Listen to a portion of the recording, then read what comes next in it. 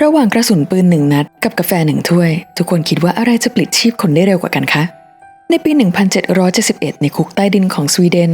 นักโทษ2 คนถูกตัดสินประหารชีวิตแต่ว่าแทนที่พวกเขาจะถูกนำไปสู่ลานประหารพวกเขากลับถูกพาไปนั่งที่โต๊ะคนหนึ่งได้ชาอีกคนได้กาแฟและคำสั่งมีเพียงข้อเดียวดื่มมันทุกวันจนกว่าจะมีใครสักคนตายกษัตริย์ผู้ออกคำสั่งนี้ไม่ได้ต้องการเลือดแต่พระองค์ต้องการหลักฐานว่าความรื่นรมในถ้วยเล็กๆเนี้ยคือยาพิษที่กำลังกัดกินชาติของพระองค์เองแต่ว่าในขณะที่พระองค์กำลังเฝ้ารอให้ใครสักคนตายในคุกอันมืดมิดนั้นความตายกลับกำลังเดินเข้าหาพระองค์จากที่ไม่มีใครคาดคิดแทนค่ะและนี่คือเรื่องราวของการทดลองที่ตลกไม่ออกที่สุดครั้งหนึ่งในประวัติศาสตร์เลยเมื่อกษัตริย์องค์หนึ่งพยายามพิสูจน์ว่ากาแฟคือพิษด้วยชีวิตของมนุษย์จริงๆถ้าพร้อมแล้วเราก็ไปแกะรอยเรื่องราวนี้กันเลยค่ะกาแฟไม่ได้เป็นของคู่บ้านคู่เมืองของสวีเดนมาแต่ไหนแต่ไรนะคะแต่มันเดินทางมาพร้อมกับกองเรือพาณิชย์ในช่วงศตวรรษที่ 17จากดินแดนเอธิโอเปียผ่านโลกมุสลิมเข้าสู่ท่าเรือสต็อกโฮล์มในตอนแรกมันคือเครื่องดื่มของคุณนางที่ใช้โอ้อวดความมั่งคั่งและการเข้าถึงโลกตะวันออกแต่กลิ่นหอมคั่วไหม้นี้กลับลุกลามเร็วยิ่งกว่าไฟป่ามันแทรกซึมลงสู่บ้านดินเหนียวของชาวนาและร้านค้ายามค่ำคืนของสามัญชนจนกระทั่งความหอมนั้นมันเริ่มระคายโสตประสาทของพระเจ้ากุสตาฟที่ 3และเปลี่ยนเป็นกลิ่นของความไม่สงบค่ะสำหรับพระองค์กาแฟคือศัตรูหมายเลข 1ของชาติโดยประการแรกก็คือภัยพิบัติทางเศรษฐกิจค่ะสวีเดนในยุคนั้นกำลังเผชิญกับภาวะเงินเฟ้อและการขาดดุลการค้าอย่างรุนแรงเงินตราไหลออกนอกประเทศอย่างมหาศาลเพื่อแลกกับเมล็ดพืชที่กินแล้วไม่อิ่มท้องกุสตาฟที่ 3ทรงมองว่านี่คือการปล้นทรัพยากรชาติอย่างเนียนๆเลยพระองค์ถึงขั้นประกาศว่ากาแฟนี่มันเป็นความฟุ่มเฟือยที่โง่เขลาจริงๆและพยายามผลักดันให้ประชาชนกลับไปดื่มเบียร์ธัญพืชหรือว่าไวน์พื้นเมืองแทนเพื่อรักษาเสถียรภาพทางการเงินค่ะคิดดูนะคะทั้งหมดเนี้ยมันเริ่มจากเมล็ดพืชเล็กๆไม่กี่เมล็ดเท่านั้นยิ่งไปกว่านั้นสิ่งที่ทำให้พระองค์ทรงฉุกใจคิดถึงขั้นหวาดระแวงที่สุดเลยก็คือภัยต่อบัลลังก์ค่ะเพราะว่าร้านกาแฟในสต็อกโฮล์มนั้นไม่ได้เป็นแค่ที่ดื่มกินแต่มันคือศูนย์กลางของการปฏิวัติทางความคิดเปรียบเทียบกันนะคะถ้าดื่มแอลกอฮอล์ก็จะทำให้คนหลับแล้วก็เชื่องแต่ว่ากาแฟเนี่ยมันจะให้คนตื่นค่ะมันกระตุ้นให้เกิดการสนทนาการวิพากษ์วิจารณ์ระบอบกษัตริย์และการวางแผนขบฏภายใต้อิทธิพลของคาเฟอีนประชาชนเริ่มตั้งคำถามถึงสิทธิและเสรีภาพ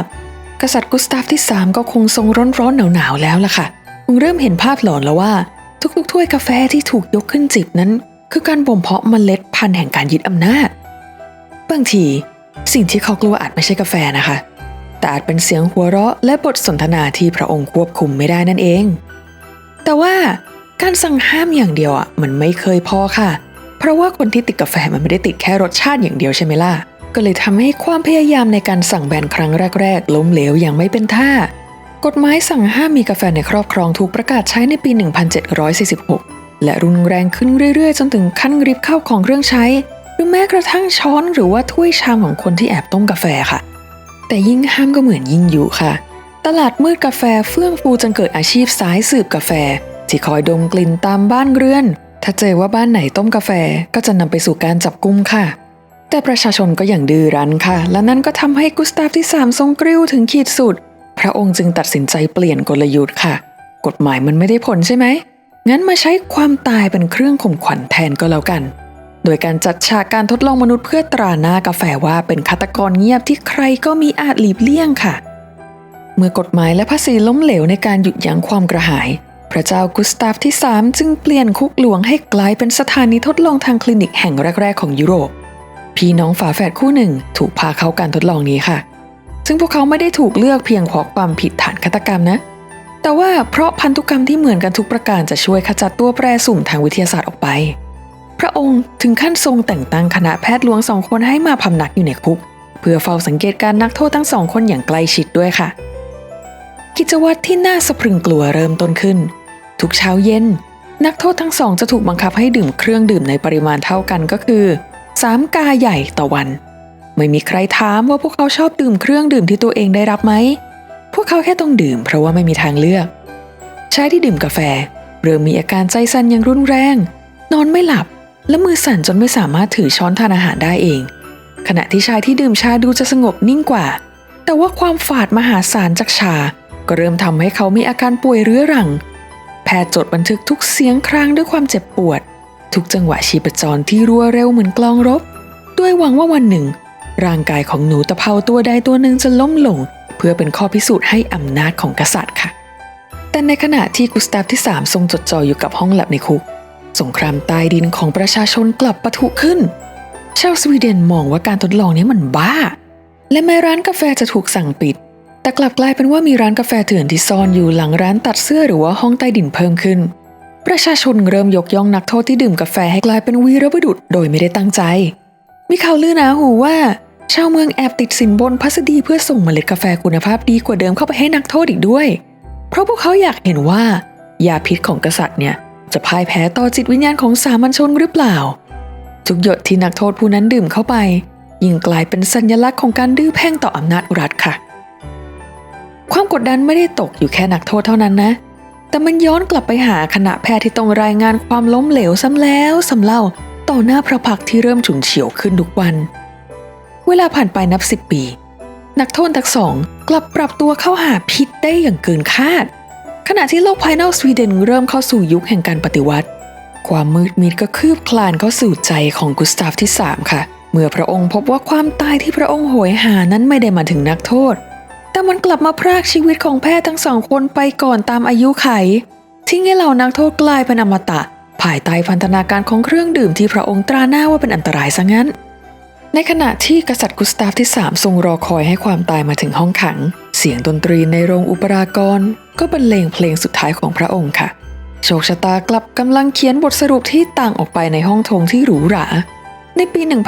1792 ณ โรงอุปรากรหลวงสต็อกโฮล์มท่ามกลางเสียงดนตรีคลาสสิกที่บรรเลงอย่างกึกก้องกษัตริย์ผู้หมกมุ่นกับการพิสูจน์ความตายกลับถูกความตายจู่โจมเข้าซะเองพระองค์ถูกลอบยิงเข้าที่หลังโดยกลุ่มขุนนางที่โกรธแค้นในอำนาจเผด็จการ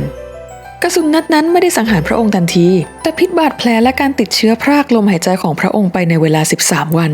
ทิ้งให้การทดลองที่ยิ่งใหญ่ที่สุดของพระองค์กลายเป็นเรือที่ไร้คนคัดท้ายเมื่อกษัตริย์กุสตาฟที่3สวรรคตความหมายของการทดลองนี้ก็สิ้นสุดค่ะ